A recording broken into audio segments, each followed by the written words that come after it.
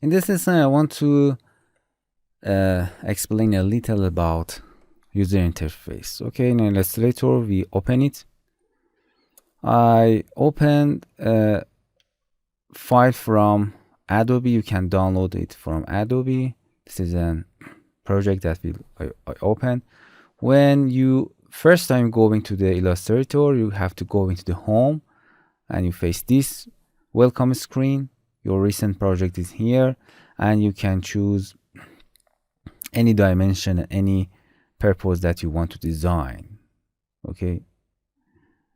But if you want to more, you can go to the new and this window will pop up, and in the new document, you can choose between mobiles, web, print, film and video, and art and illustration, all of those settings. For example, this, and you can change its properties here. I will explain them in detail. Don't worry, just I want to explain the user interface. You can create and open it.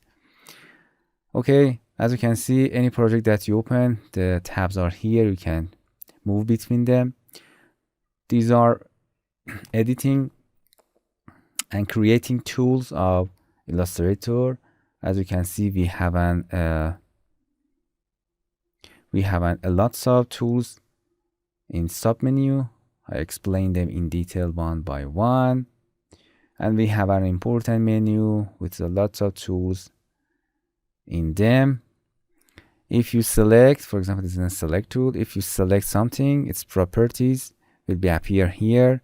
We have another tabs like layers. We have all the layers using this project are listed here. It's a library. You can choose to Adobe Creative Cloud. You can choose and select workspace, and that's it. It's a very easy and straightforward. In Illustrator, we have an interesting, powerful tool for vector designing. Stay tuned with us for more tutorial.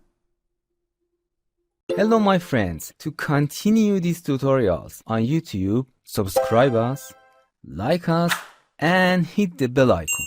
And now you will be alerted about all of the amazing videos that we release.